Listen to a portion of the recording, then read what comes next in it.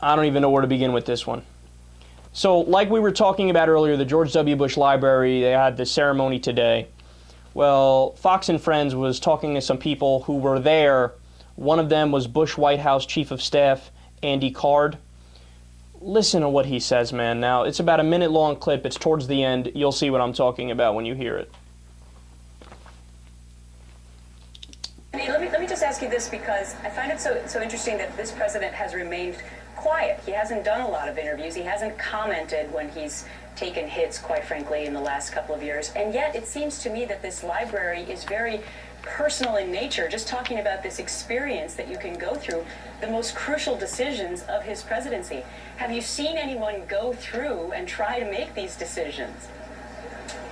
We have.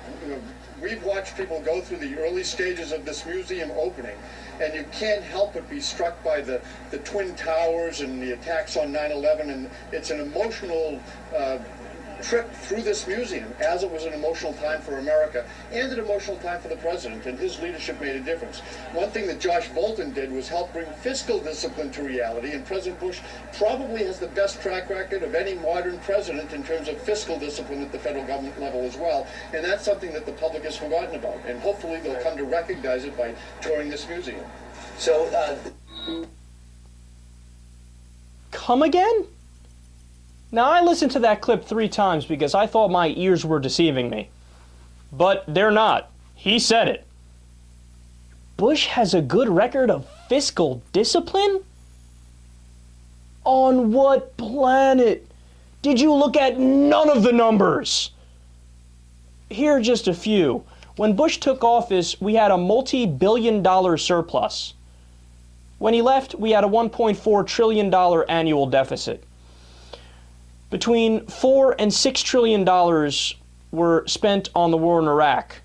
The Bush-era tax cuts added $2.6 trillion to public debt from just 2001 to 2010.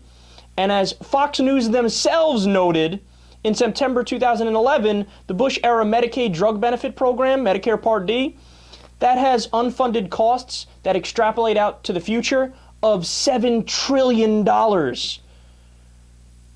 The CBO projected when Bush took office, because of how well the economy was doing, that we would have a $3.5 trillion budget surplus through the year 2008. That's a good one. Want to know the real numbers? When Bush came into office, the national debt was $5.5 trillion. He left, it was $11 trillion. So he doubled the national debt. And then on top of that, it wasn't even really $11 trillion, because that was just the number on the books. When you add the unfunded liabilities, $12 trillion. He has one of the worst records in terms of fiscal discipline. How do you not acknowledge that?